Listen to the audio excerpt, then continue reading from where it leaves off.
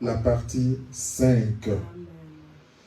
La partie 5, nous continuerons avec le sous-thème sur le pasteur et les ministres.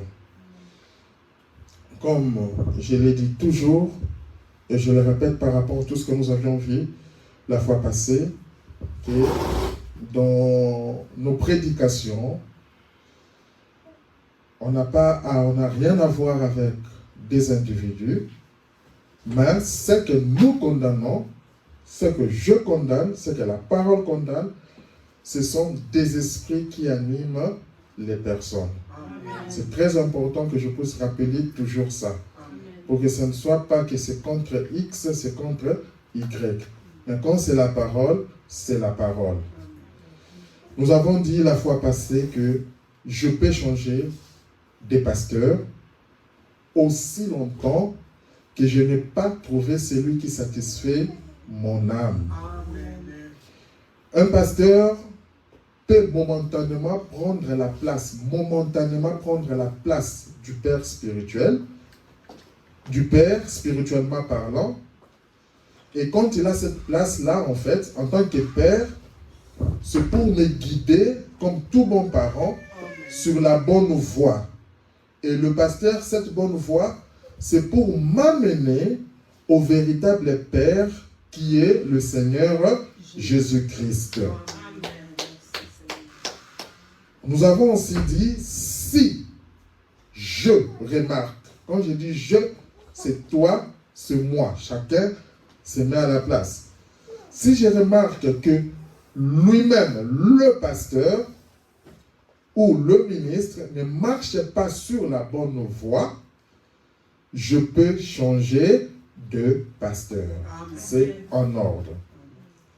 Ce que j'aimerais encore ajouter ce matin est que on n'obéit jamais à un pasteur. On le respecte à cause de sa fonction. Et on obéit seulement à la parole de Dieu. Donc, quand le pasteur reste sur le droit chemin et que ce qui me parle, c'est la parole de Dieu, j'obéis. En réalité, j'obéis cette parole de Dieu-là. Mais si ce que le pasteur me dit n'est pas la parole de Dieu, je n'obéis pas. C'est là où on doit bien définir les termes. Nous avons dit, je voudrais dire, nous devons savoir que, comme nous sommes là, chaque nation a son esprit. Comme le frère Branham nous l'a dit. Donc chaque nation que nous voyons ici a son esprit. Il est dit plusieurs places dans l'Écriture que quand vous allez chez les Flamands, vous allez chez les Belges, vous allez chez les Français, vous allez en République démocratique, il y a un esprit qui est lié à cette nation. Et quand on entre dans cette nation, l'esprit est divisé.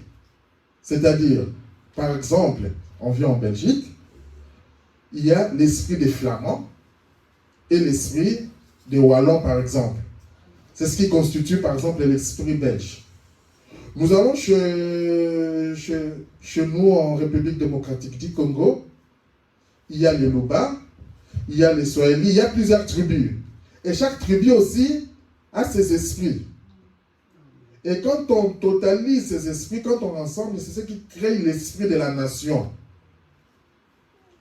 Alors, on dit par exemple, les Luba aiment avoir beaucoup de femmes, ils aiment la dictature. Par exemple, les gens du Bas-Congo ou Bandundu aiment trop sortir ou coucher avec les enfants chez eux. C'est comme ça, c'est normal. Ça, ce sont les esprits liés à la tradition, à la coutume. Ils aiment critiquer négativement les gens ou soit parler en mal des gens chez les autres. Nous avons par exemple les Bangala qui sont trop brutales. On dit, ah, c'est une Mungala. Donc, ce sont des gens qui sont trop brutales. Ce sont les esprits. Ils insultent facilement. Les Swahili, ils aiment beaucoup empoisonner les gens. ils aiment l'adultère, ainsi de suite. Ce sont un peu des esprits qui caractérisent un peu des tribus. Il y a beaucoup de choses, ça je citais que des exemples pour nous donner des idées par rapport à ça. Alors, quand maintenant un enfant de Dieu, un pasteur qui est aussi un enfant de Dieu, est ressortissant d'un certain coin, tribu ou quoi, et qu'il n'a pas fait l'expérience sincère de la nouvelle naissance avec Christ, il apportera d'une certaine manière ses coutumes du haut de la chair de Dieu. Parce qu'il y a certaines traditions où les choses sont en accord avec la parole de Dieu. D'accord. Mais quand la tradition fait des choses qui sont contraires à la parole de Dieu, nous devons bloquer ça, couper cela. Nous devons être des chrétiens. On ne doit pas être que je suis Louba, je suis du Bas-Congo, je suis de la RDC, je suis de tel pays. Non. On est des enfants de Dieu. C'est pourquoi je dis qu'on va entrer dans le corps mystique de Christ. Et là, il n'y a pas de tribu, il n'y a pas de pays. On est tous des chrétiens, on est des frères. Le pasteur n'a pas le droit sur une femme de quelqu'un par rapport à son mari.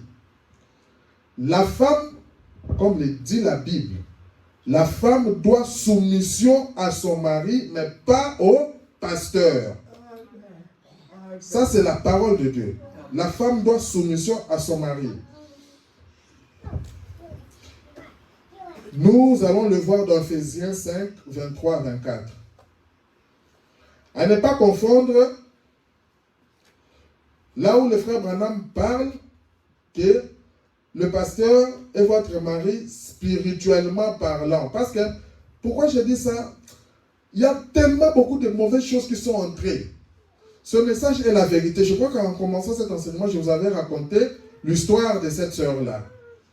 Qui, le pasteur, le ministre qui était là, il a fini par tomber avec sa mère et les a maltraités d'une manière terrible. Et aujourd'hui, les pasteurs prennent certaines paroles pour montrer qu'ils sont chefs, pour abuser de cela.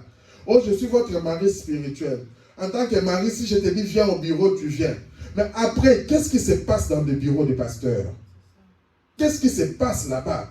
Aujourd'hui, sur les réseaux sociaux, on commence, vous voyez sur Gospel Cross ou quoi, gauche-droite, vous voyez que non, tel pasteur en prison, pourquoi il a violé une sœur?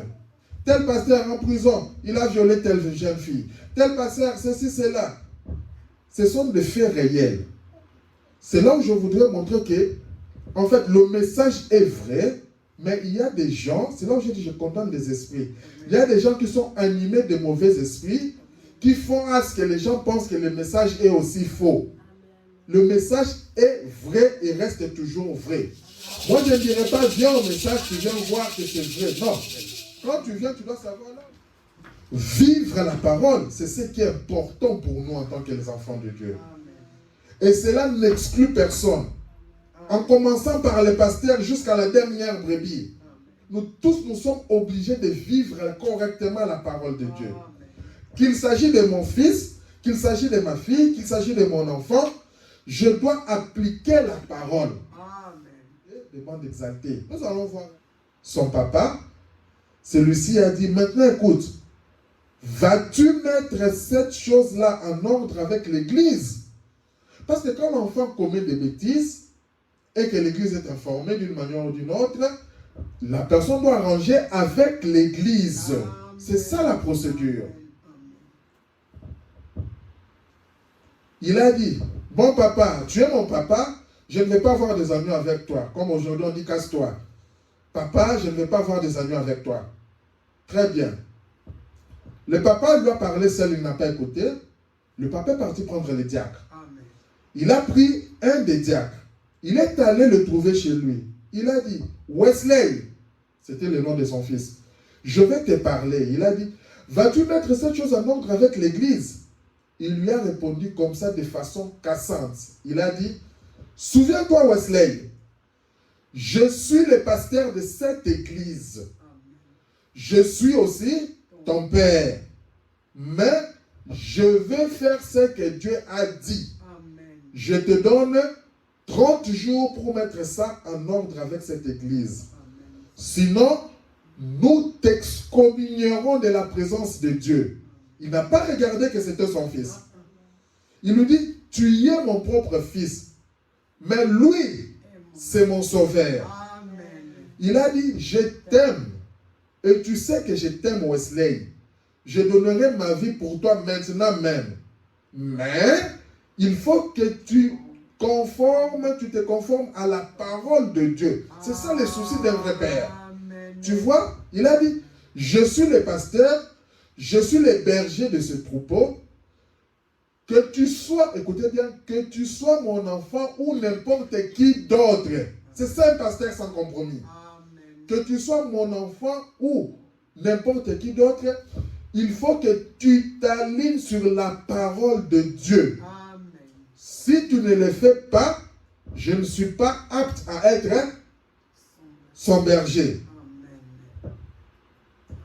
Il dit, oh, ça c'est un pasteur. Ça c'est le frère Branham qui dit. Amen. Ça c'est un homme. Vous ne trouvez pas ça. Et ça c'est vrai. C'est un homme. Ce qu'il a dit à son garçon, et ça lui a fait de la peine. C'est pas parce qu'il a dit qu'il s'en réjouissait. Ça faisait de la peine. Mais il a dit, à qui voulez-vous faire de la peine? À un homme ou faire de la peine à votre sauveur? Donc il a dit, alors nous sommes répartis, il a refusé d'obéir. Son fils a refusé d'obéir. Et ce sont des cas que nous avons vus. Ce sont des cas qui se passent dans des églises. Le pasteur parle, le fils a refusé d'obéir, et le pasteur vient lui dire, reste à la maison, ne viens plus, ou ne fais plus ceci, tout ça. Et l'église est embrouillée comme ça. Ça se passe dans des églises. Mais regardez ici, le fils a refusé de l'obéir. Le pasteur là, il a dit, je l'ai dit à l'église. Il a dit, mon propre fils, Wesley, refuse de m'écouter dans cette affaire. Il refuse d'écouter le diacre. Et vous en êtes témoin. Parce que ça se voit. Quand il fait des bêtises, tout le monde le sait. Frère, dans son cœur, il voulait dire, il lui a donné sa volonté permissive. Donc, il lui a dit, vas-y. Frère, on a montré ici, pour être un ministre, pour être pasteur, tu dois te marier, ta femme doit être vierge, ne doit pas avoir des enfants, avec d'autres hommes, tout ça, pour être pasteur. Toi, au lieu de te conformer dans cela, tu continues à persister et tu vas trouver soit certains anciens ou certains autres pasteurs pour essayer de t'appuyer comme ça. Bravo! N'oublie pas que tu risques d'évoluer dans la volonté permissive. Tu n'es pas dans la volonté parfaite.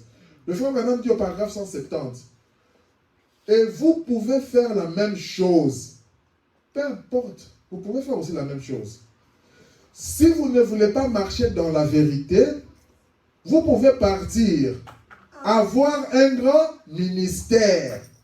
Certainement que vous le pouvez. Vous prenez sa volonté permissive. Vous passez outre à sa parole. Il vous fera prospérer certainement. Vous pouvez